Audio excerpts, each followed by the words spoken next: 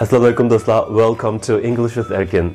Bugungi videomizda bizning tanishadiganimiz ingliz tilidagi slang.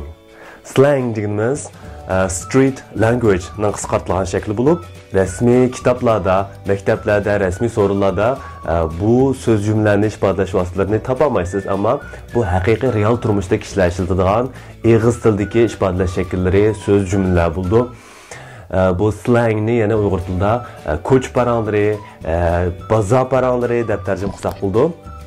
Har xil ifodalash shakllari bo'ldi. Bu balkim bir so'z bo'lishi mumkin, so'z birikmasi bo'lishi mumkin, ba'zida bir jumlalar bo'lishi mumkin degandek. Unda bo'lsa bizning bugungi tunji bo'lib ko'radigan slang bo'lsa go to. Go to ning kayniga bir ismni qo'ygan vaqtingizda bu sizning odatda doim qiladigan, o'zingiz ko'ngan tanlashingiz bo'ldi. Masalan, your regular choice. Masalan, go to dish bo'lsa, doim sizning doim yeydigan tamoqingiz. Eng amroq tamoqingiz, sizning odatlangan tamoqingiz. Masalan, har qatim Uyg'ur oshxona saboqqa vaqtimda meni yeydiganim bir tal lag'man bilan ikki ziq kabob bo'lsa, that's your go to dish. Whenever I go to Uyghur restaurant, my go to dish is a lag'man and two kebabs. Masalan, comme ça, my go-to wine or my go-to drink. Har qanday vaqtda sizning eng amroq tabiiylam o'zingiz tanlaydigan ichimligingiz bo'lsa, my go-to drink.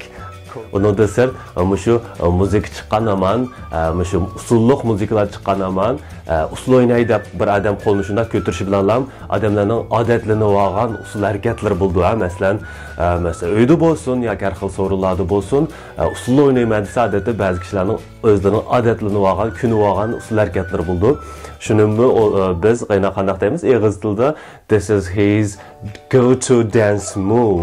This is my go-to dance move. Har qatim naqshi muzika chiqsam, o'zim yaxshi ko'radigan usulliq naqshi muzikalar chiqsam, mush harakatni qilaman, boshqa harakatni qilmayman.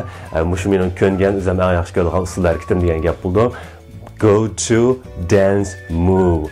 Adada har qanday odamning o'zining bir yaqin odami bo'ldi, u qizlar bo'lishi mumkin, o'g'illar bo'lishi mumkin, yaqin do'stingiz yoki yaqin odamingiz bo'lishi mumkin bo'ladi.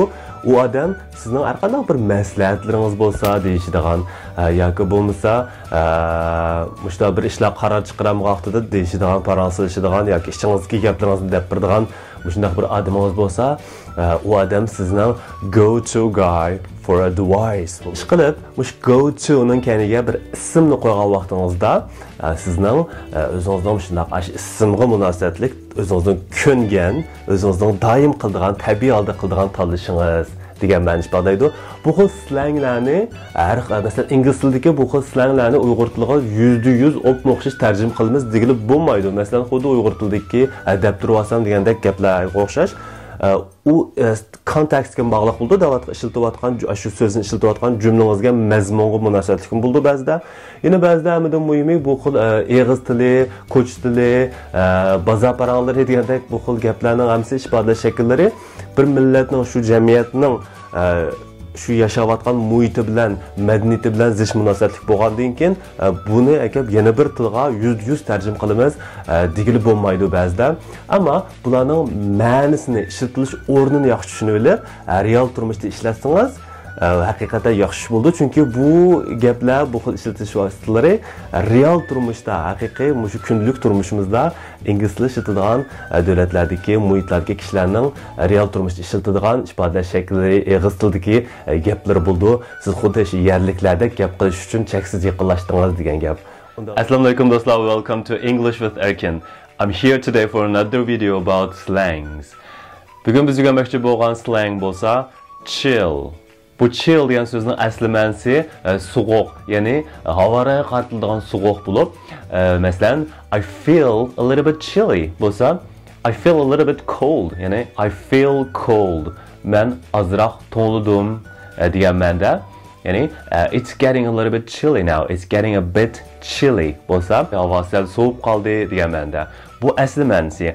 Endi real turmushda bo'lsa, bu chill degan so'zni ishlatish o'rni bir qancha xil, har xil o'rinlarda har xil ma'nolar ishlatildi. Birma-bir ko'rib baqaylik. Chill out.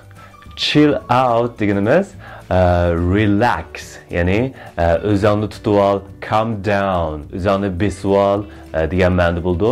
Ma'lum biraylar hayajonlanib ketib yoki qattiq ochiqlanib, vaqirib-jaqirib o'zini bilolmay, o'zini tuta olmay qolgan vaqtida yoki intayin jiddiylashib ketgan vaqtda chill out, relax, everything is gonna be all right desangiz, o'zingni tutib ol, o'zingni besib ol, hamma ishlar yaxshi bo'lib ketadi degan ma'noda bo'ldi.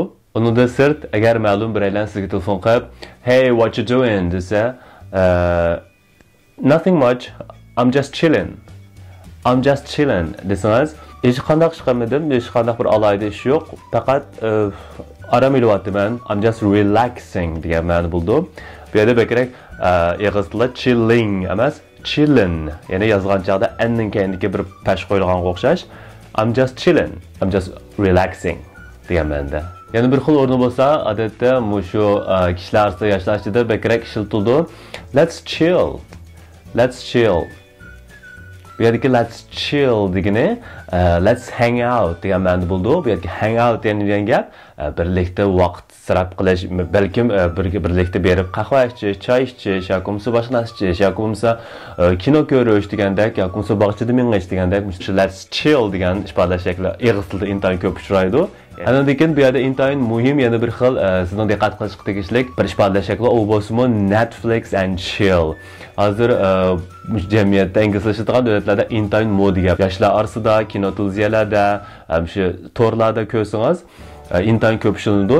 Agar ma'lum birisi bilan bo'libmi sizni yaxshi ko'radigan, siz bilan qo'g'lashayotgan yoki aralashayotgan, yangi tanishgan degandek, shunday birisi bilan telefonda xatlashib, aloqalashib qolayotgan, paranglashayotgan vaqtlarda, agar qarshi taraf sizga let's Netflix and chill desa, uyga berib Netflixda kino ko'rib kelgan o'xshayman deb o'ylab qolmang.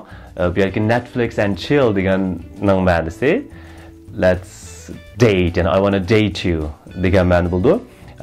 Shunga guldirlab bilan kino ko'rib kelgan o'xshayman uyga berib deb ketishning oldida yaxshiroq o'ylashib beqing.